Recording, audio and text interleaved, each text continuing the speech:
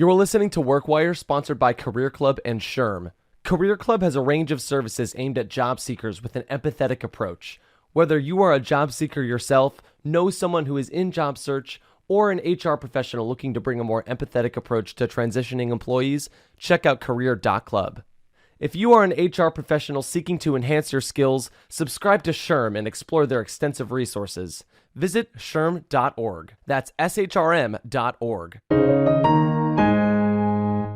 Everybody, welcome to another episode of The WorkWire. I'm Bob Goodwin, the president of Career Club, joined by my co-host, the president and CEO of SHRM, Johnny C. Taylor Jr. Johnny, how are you? I am doing well, Bob. How about yourself? I am doing fine. Happy New Year to you. Happy New Year. I can't tell you how fast it looks like. I can't believe we're pushing on half the month already. It's like insane. Time to slow down. It is time to slow down, but the world doesn't slow down. That's the beauty of the WorkWire. There is an endless funnel of topics to talk about. Some of them that we, maybe have touched on before, but things continue to evolve. And one of those is something that I am sure that your constituents at SHRM are talking about constantly, and you're providing points of view, which is full-time return to office, full-time remote, and hybrid. And can I tell you before you say this? I'm so over this conversation. You ain't going away, I'm afraid.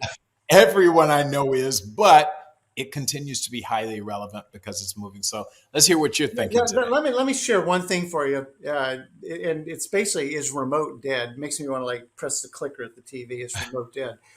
So this is a survey, Johnny, from E&Y that just came out that you shared with me. And it says that only 1% of executives in a new EY survey say their employees are fully remote, a stark contrast to 2022 when 34% of respondents said they had a remote workplace model. It looks like hybrid work is the winner, with 80% of business leaders confident in the strategy. And then one of the EY executives is saying he thinks the days of let's see what people want are quickly running out, and we shall see.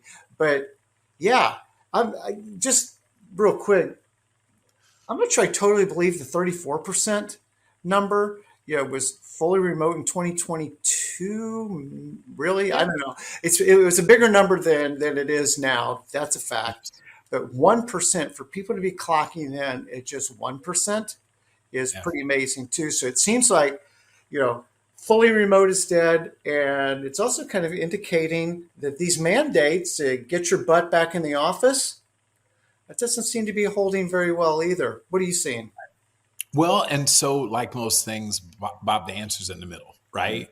And frankly, that's a good thing. I think that we may have overcorrected one way in the beginning. Everyone, and I'm going to be very careful about, you've heard me talk about the use, everyone did not work remotely at any point. Right. We always knew that a majority of the American workforce were actually going to a workplace at the height of the pandemic. Yes. And I remembered going over to get prescriptions for my daughter. Someone was in a workplace. They weren't doing that remotely, right? And the mail person was delivering mail and da-da-da. So a lot of the world continued. Healthcare workers, law enforcement officials, like a lot of folks worked in a physical workplace. So let's start with that.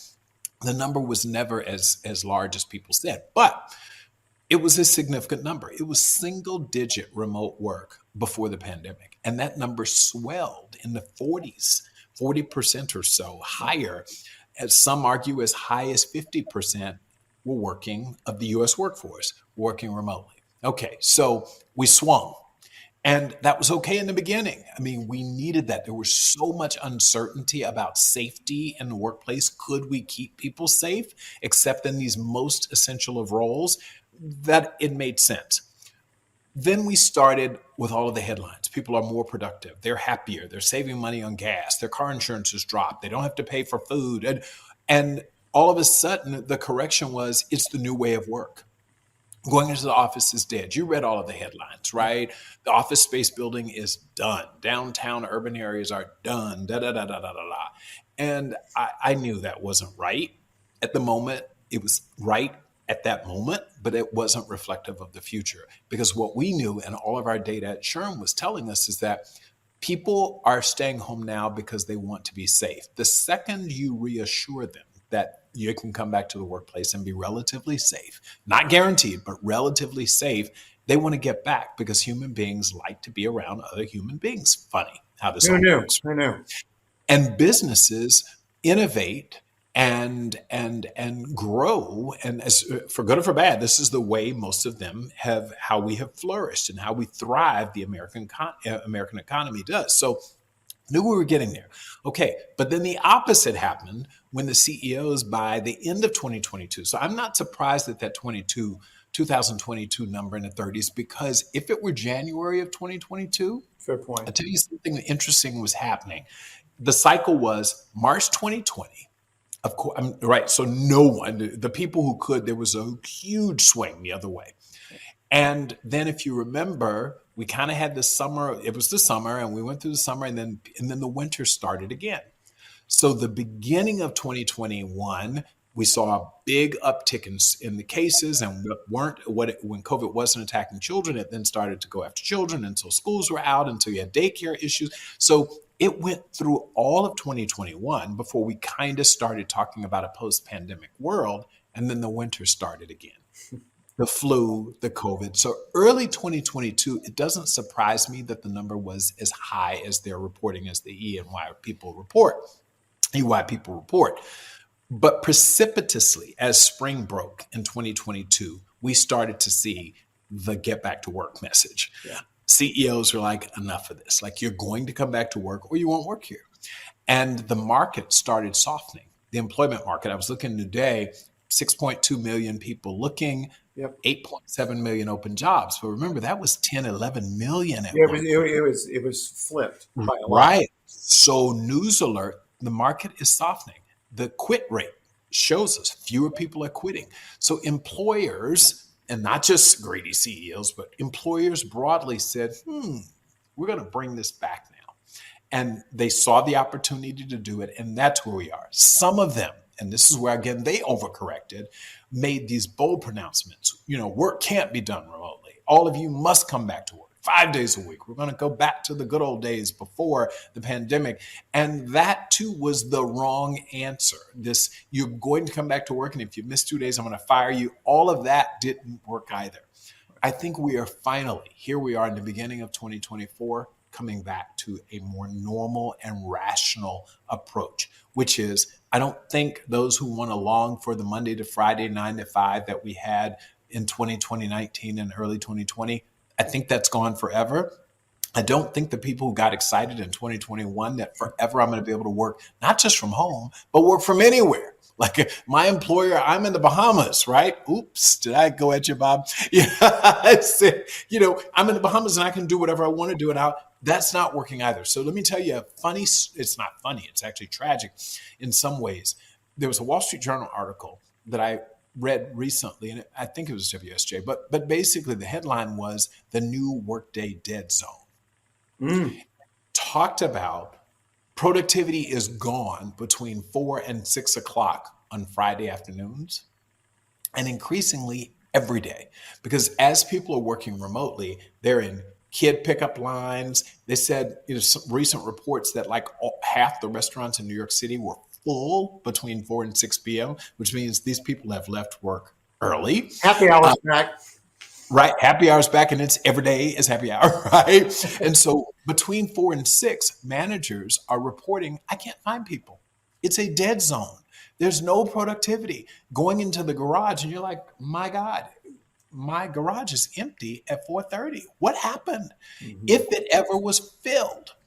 Yep. So what has happened is we've swung back. And so I think both sides, if there's fault to blame here, if there's blame to lie anywhere, it is both sides took advantage. And as we know, learning very early, right, if greedy, my tax professor in law school used to say, I'd never forget the quote, pigs get fat, hogs get slaughtered.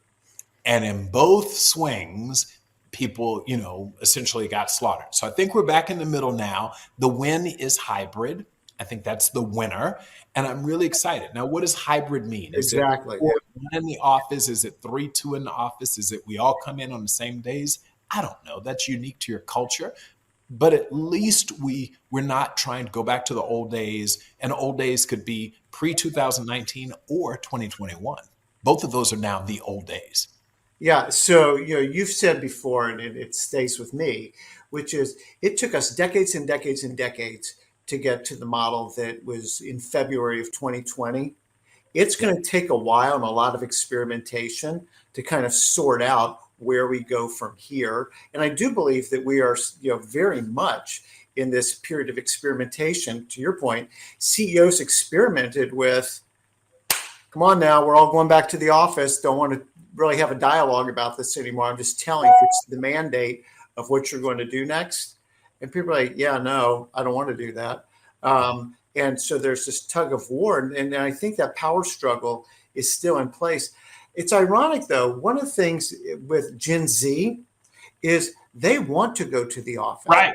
They're going to get the heck out of their apartment or mom and dad's house. They want to be around other people. And they very much want to get back to the office. It feels like work when I'm at the office. Right.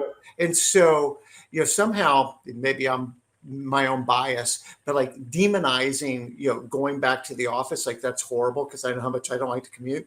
But, there's a lot of people that they do want to go there. That's where work happens. My life happens at my home. I really like the separation of those two, facets of my life. They're both really important, but they're also very different.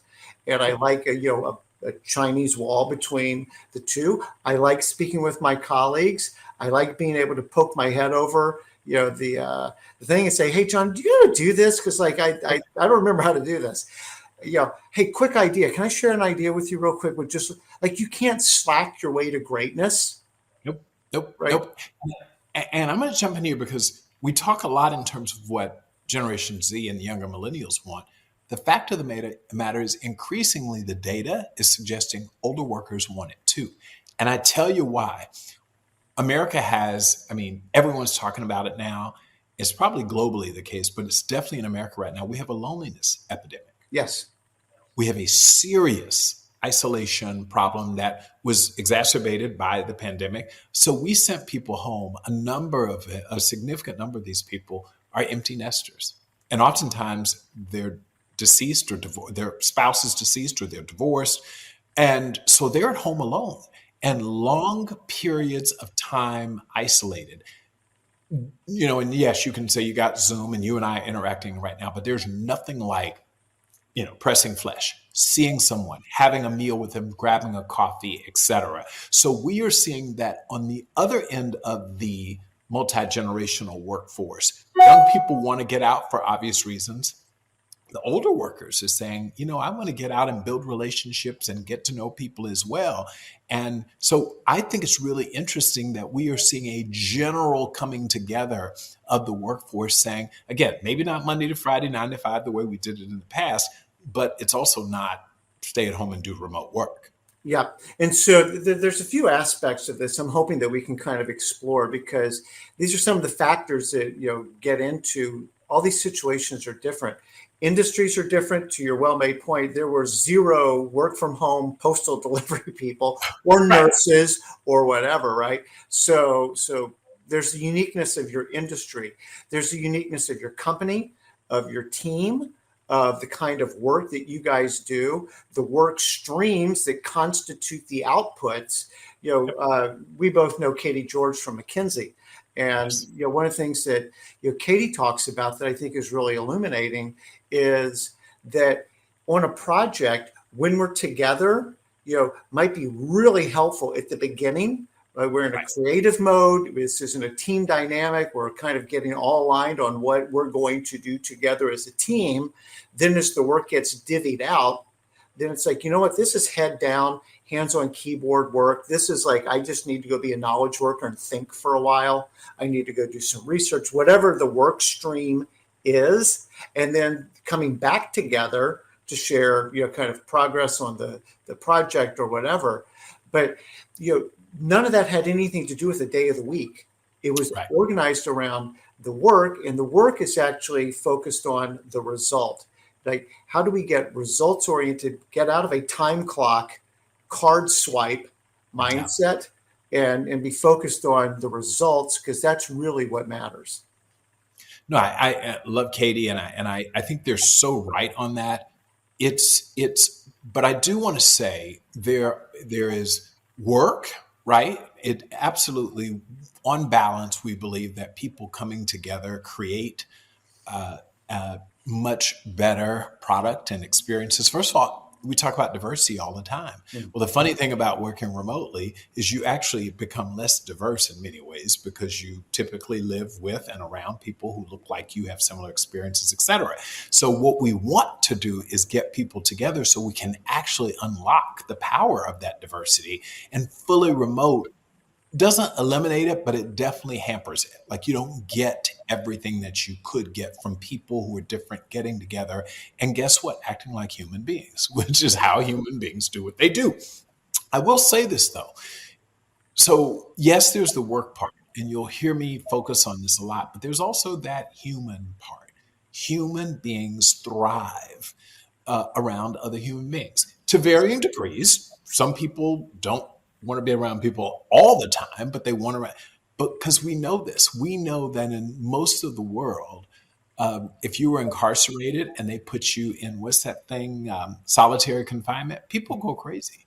Like, they really do, significant periods of time without other people. So there's something very human about bringing us all together. It happens to be commercially good, but it's also good for the human being. And then societies broadly, as again, we most experience diversity when you bring people together. I can see someone different on the screen, but there's nothing like doing, I don't know if you, yeah, I know you do. You travel around the world. Yeah, surely I could sit on a screen and visit Europe online, but there's nothing like walking down the streets of Europe and interacting with their people and eating their food and smelling this. Like, that's how this all happens. So I want to focus on how important it is, and we talk about this a lot on the Work Wire, that we focus on allowing human beings to flourish. And I think that's why hybrid is so important, giving us a time to balance. And, I don't use this term a lot, but balancing our lives and our work so that, you integrate and you move seamlessly throughout. But yeah, this thing, I think hybrid is where we're going to land. Now, what's going to be interesting for me, and I'm watching very closely, is to see where the data falls out. So, I'm a data wonk, and I think in many ways we have a huge opportunity. I know SHRM has been doing this, but to measure productivity, to measure engagement, to measure satisfaction. So we know what the world was like pre-pandemic. Kind of. We didn't have the best measurements, but we know for sure that we started measuring productivity and engagement once a significant portion of whom went home and worked remotely.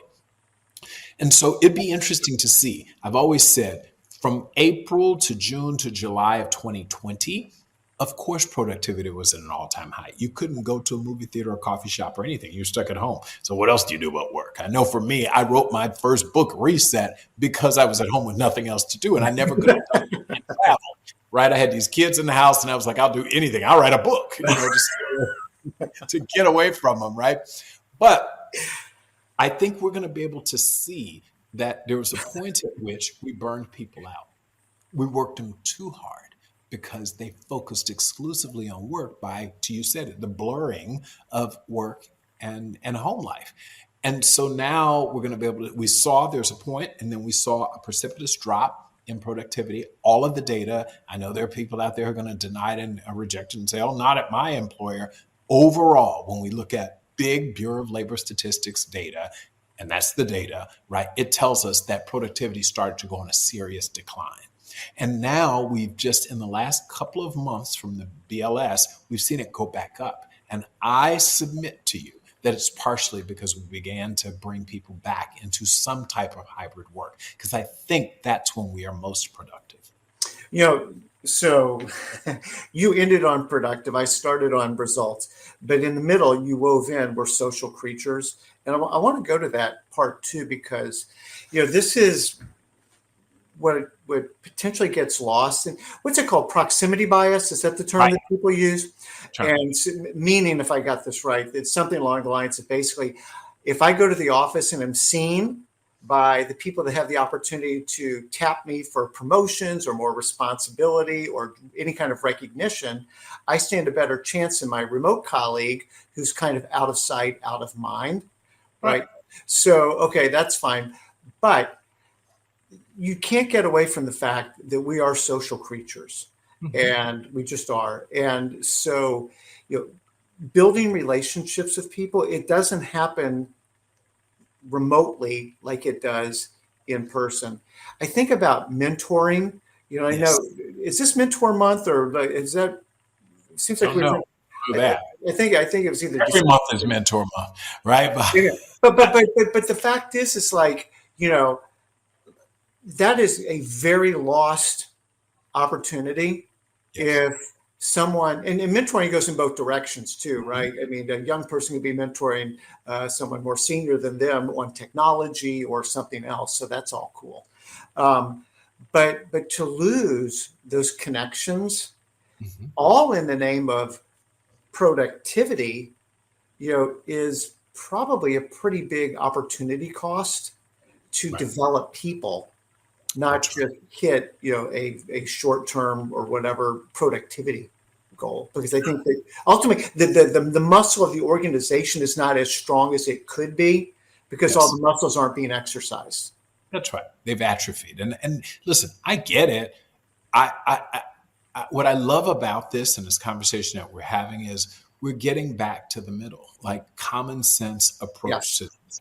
Too much of work remote was bad. Too much of being in the office 80, 90 hours a week is bad, and not a lot. So just figuring out how to settle in a good place. Another area that I feel like I'm under my inclusion, equity, and diversity hat a lot today. But one of the things that we don't talk a lot about is because of proximity bias, there are serious long-term career implications to underrepresented minorities when they are not in the workplace. If they are fully working remotely, I think the data is going to tell us over time that they will have fewer opportunities, people like me, to build relationships, and they will be disadvantaged over time to identify mentors and mentoring opportunities and sponsors and sponsoring opportunities to build, networks. Over time, that's something, and it's classic. People think so in the now. Well, I'm going to stay at home because it's easier for me. I've read some articles about Black women saying, I don't have to face the microaggressions of coming to work. So I'm feeling better now. Yeah, but that's the now. A decade from now, let's see how that plays out when people are being promoted around you. Not because they don't want to promote Black people or don't want to promote women or Latinos or whatever, but because they don't know you. They just never had the opportunity to vouch for your work style, your personality, your go down the list, check, check, check. And so I think that as we reflect on it, and I'm so glad that people are being forced back into hybrid work environment, because asking people what they want today, giving my kid what they want today may not serve them well as they become adults. And I'm not likening kids to adults. I'm trying to draw a metaphor, less an analogy, but it's a really important point. I can't tell you. So I've been talking a lot about that.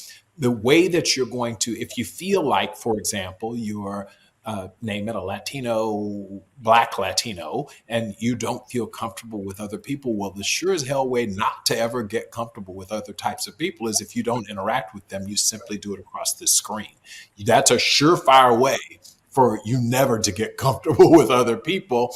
And let's face it, our country is as divided as diverse as it's ever been. By the way, it happens to be as divided as well, but it's going to become even more diverse. So you've got to force people back into this work environment. I believe so. One of the quotes that you'd like to, that I've learned from you is just that empathy is a two-way street.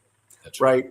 And my heart is with the worker, the candidate, right? And so when I think about flexibility, they're a caregiver, like all the things that act on us as human beings, not just work producing units. That stuff resonates with me, at the same time, for the employer to have a healthy company, to have a healthy culture, for you as I think you said, well, yes, in the short term, I understand why you want that one immediate gratification, but please understand that is not going to serve you well over time. Right. And if you aren't making yourself more available to your employer to see and for you to grow and to develop, there's a cost that you're Yep. going to pay probably on another day. But you're just getting back to the, the 5 day a week, however many hours a week, okay, that was the model. And the employer kind of held a lot of the leverage in that, shifted. And now we're getting back, into finding equilibrium. Yes. But like there has to be, I think now, give on the part of the worker Yes. to understand that, the employer believes that innovation, and creativity, culture, all those things get built when we're together, or get built better when we're Yes. together. And to just not pay that due respect of like, well, they may be right about that. Maybe I should like move. And Johnny, you said this 2 years ago to me, which was, when the pandemic hit, and also we went, to, in a lot of industries, almost fully remote. And then employers came back and said, hey, how about 3 days a week? That was already a giant concession for the Huge. existing model. And employees going, yeah, no, like That's I just want to stay home. It's like, well, who's operating in good faith here? That's right. No, and I got to tell you, this is where, and I hope people don't bite my head off on this one, but ultimately it is called work. And ultimately the employer is paying you. And while you have a choice not to come, the terms and conditions of work are dictated by the employer, period. I have the most amazing housekeeper who I've had with us for a while. She's helped me raise my daughter, all that good stuff, and helps. My life could not work without her. But I tell her the hours that I need her here, and she can't come when she wants to come. She has to come when it works for me, because it's like, that's how it works. I pay you. And now she could decide, Johnny, the hours that you want don't work for me, in which case I'd get someone else. Yeah. That's just how this works. And we have to come to grips with the fact that an employer should be flexible, should be accommodating. But ultimately, if I'm paying you, and you're going to give me something in exchange, then both of us have to decide if this works. What you're seeing more and more CEOs are saying pretty blatantly, like, got it, but this is how we're going to work. I'm going to tell you up front, and if this works for you, good. If it doesn't work for you, that's okay too. I would point out something else too. One of those sectors that has been particularly hit by layoffs this year was in the tech space. Yep. I don't think it's accidental or coincidental, I should say, that was the sector that was the fastest to say work from anywhere. Yeah. I think, right? That was the group. People can work, not just work from home, but you can work from anywhere, and our people don't need to be together, and da-da-da. And I think what we're seeing as an indicator is that 2 or 3 years later, a lot of those companies are not thriving as well as they did when people were working together. Yeah. They're not bringing new products to market as quickly, and those products aren't as good because they don't have the advantage of that diversity, that diverse group of people working together to create and ideate and what have you. And now all of a sudden they're laying off. I saw this morning, Google is laying off a whole hundreds of people again. I saw this company, Twitch. It was, unfortunately, I don't know if you saw it, it's horrible. They leaked to Bloomberg that they were going to do it. So a third of their workforce they laid off. So the CEO was forced to say, we're going to do this in a more orderly fashion, but now I'm going to tell you all via email because everyone learned from Bloomberg yesterday. I saw Spotify, which was, Wall Street darling and doing like, I saw SoFi, another finance company, like all of these tech companies, interestingly, I think, and maybe I'm wrong, but I don't think they're willing to ask themselves what changed. I'm going to submit to you that some of what changed is the way they worked. And this notion, I always called work from home a grand experiment. I was like, We don't know. We've never done it that way before. And Mhm. now we're going to go do it. We may learn that in the short term, because we had to keep people safe, it made sense. But the long term, not so much. And I think it has directly impacted the bottom lines, the valuations of these companies. I fundamentally believe that. Now, over time, we'll be able to collect data and determine if that's true. But we already see the CEO community moving back toward, I got to get you back in here to get this business back on track. Yeah, yeah. So it's kind of a different track. I think that is one of the important factors of a multifactorial kind Of of a, course, of a of thing, course. I right? don't overly simplify it, right? But yeah, I mean, tech went on a hiring binge. They were flush with cash. It was basically a talent land grab that Yep. they were on. And back to your point about, but it's still called, and I'm still the employer. Just to be clear, and Right. the balance in this, and this is trade-offs, is employer brand, Yep. the competition for talent, Yep. and in the same way that, well, you want me, Jamie Dimon, to be in the office all the time. I don't really want to be in the, cool. Don't work at JP Morgan Chase. That's okay. It's okay. But there's also, trade-offs to where you are going to go work. And do they have the same financial wherewithal that JP Morgan Chase does? Is they going to go out of business in 2 years? You don't know. It's a regional bank that all of a sudden got turned around. So everything is a trade-off. Everything is a choice. And there's like so many things. It's like you always say with culture, it's not right or wrong. Does it fit you? That's And right. if it doesn't, there's 10 million other places you can go work at. It's okay. And that's what, as we wrap this up, that's what employees have to understand. And it's not intended to be threatening. I've said that to people. I said, listen, you owe it to yourself to be in a place where it's culturally aligned, where the rules work for you and or at least are acceptable to you, etc. At such point that you decide that this doesn't work for you, I'm not bad, you're not bad, no one's judging here, it just doesn't work for you. And let's do this the right way. What happens, you see more and more, is when a CEO, and I got to point this out. So the CEO who announces you can work from anywhere, period, that person is a hero. The person who says, I want you to come into the office is a villain. Mm-hmm. How that, like, that doesn't work. First of all, neither one of these people is right in like the sense of what is right and wrong in life, right? They're right because they've said, this is the way I'm going to operate here. Jack Dorsey said, this is the way Twitter's going to work. Good, check. We can, or X as they call it now. Okay. Jamie Dimon said, this is the way the bank is going to work. Neither one of them is bad. They're just different. And that's the beautiful thing about the workforce is you got all sorts of options. You, as an employee, That's right. then has to decide which one of these ways of work best for me. The idea that you're going to go to one and make that CEO, him or her, change their minds because you don't like it is naive, it's misplaced, and I think counterproductive.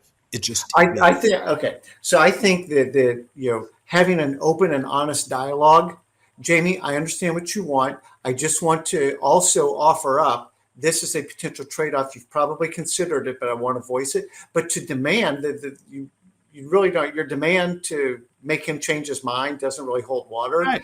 Right. Then you probably want to work somewhere else. Period. And he, by the way, isn't demanding. I hate the headlines. CEO demands that you come back to work. No, no, no. What they said is, this is how we're going to show up to work. If you want to come, join us. If you don't, that's okay too. That's not a demand. That's not a demand. And you can't be demanded to show up to work, and they can't. And That's you right. can't This is not the demand military. Right. It is what it is. And you show up voluntarily. Both sides do. And that's why in 49 of the 50 states or so in the US, there's something called employment at will. You can leave, they can leave. Nobody's tied together. And Right. that's why, you don't want to be glib about it. I don't intend to be flippant about it. But at the end of the day, that is what it comes down to. And what I am feeling more and more comfortable with is CEOs now are saying, this is the way I want us to work. The next CEO might work differently. That's okay. But while I'm here and ultimately accountable for the outcomes of this business, this is how we're going to work. And to that last point is, as companies change, people change too, That's right? my life circumstances, my values, what's important to me are also open to changing. And again, nobody did anything right or wrong in that moral sense. It's just things have changed, and that used to work for me. It doesn't work for me anymore. Okay, no problem. Hey, before I probably wouldn't have wanted to do that. I'm okay with doing that. You made the point about older people wanting to go back to the office because of loneliness. Right.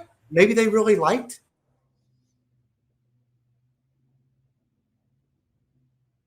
the pandemic. All right, people change, and that's all okay. So again, continues to be a grand experiment. The good news is we have limitless data points That's and right. kind of live experiments going on, and That's people are learning from each other. SHRM is a great resource for people to get outside their own four walls and see what else is working in the wacky world. So I think it's great, John.